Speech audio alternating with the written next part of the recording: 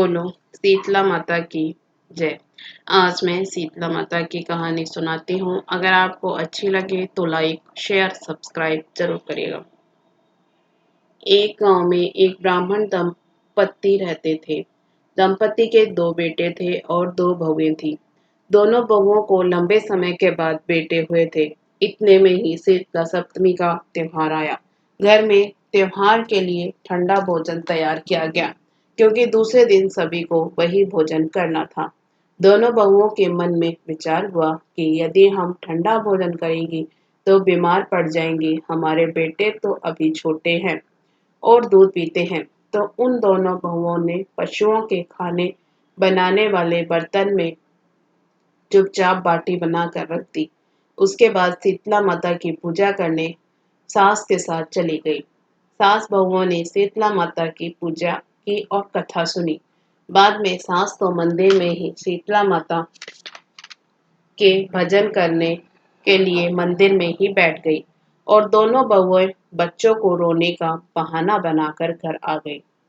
पशुओं के खाना बनाने वाले बर्तन से गरम गरम बाटी निकाली और उनका चूरमा बनाकर पेट भरकर खा लिया।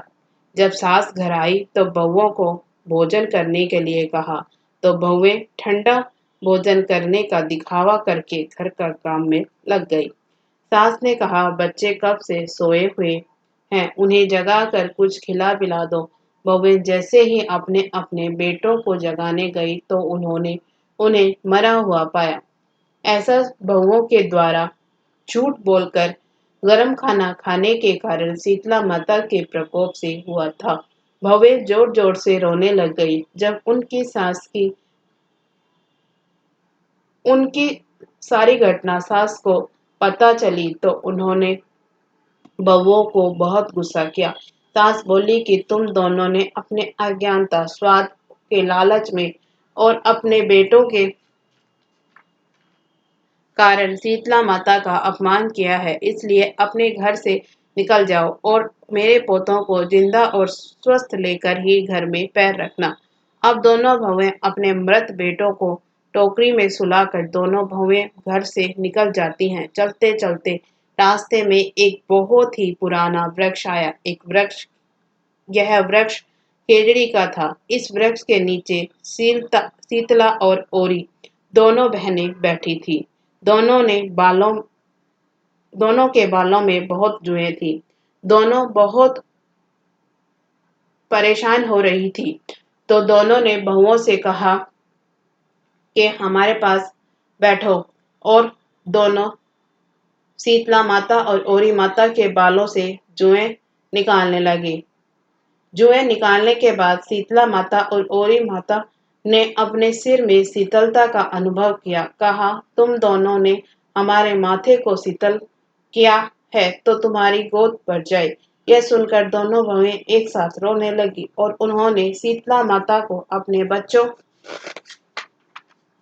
को दिखाया। ये सब देखकर शीतला माता ने कहा कि ये तुम दोनों बहुएं एक साथ रोने लगी और उन्होंने शीतला माता को अपने बच्चे को दिखा दिया। ये सब देखकर शीतला माता ने कहा कि ये तुम्हारे कर्मों का फल है। कर्मों का फल तो भोगना ही पड़ता है। तब दोनों बहुएं समझ गई कि शीतला सप्तमी के दिन ठंडा भोजन करने के बदले हम दोनों ने गर्म भोजन कर लिया था। यह सुनते ही बहुएं ने शीतला माताजी को पहचान लिया। देवरानी जेठानी ने दोनों माताओं का वंदन किया। गिड़गिड़ाते हुए कहा कि हम तो भोली भाली हैं, अनजाने में गरम खाना खा लिया था और माताजी हम आपके प्रभाव को नहीं जानती थी। आप हम दोनों को क्षमा करें। पुनः ऐसा अपराध हम कभी नहीं करेंगी। उन दोनों देवरानी जिठानियों की बातें सुनकर दोनों माताएं प्रसन्न हो गई और उनके मृतक बच्चों को जीवित कर दिया। बहुएं तब बच्चों को साथ लेकर आनंद से पुनः गांव लौट आई। गांव के लोगों को जब पता चला दोनों बहुओं को शीतला माता के साक्षात दर्शन हुए तो दोनों का गांव वासियों ने धूमधाम से स्वागत करके गांव में प्रवेश कराया और बहुओं ने गांव में शीतला माता के मंदिर का निर्माण करवाया। चैत्र महीने में शीतला सप्तमी के दिन ठंडा खाना खाना चाहिए। शीतला माता ने बहुओं पर जैसे अपनी कृपा दृष्टि बनाई वैसे ही कहानी सुनने वाले सब पर बनाना। बोलो शीतला माता की जय।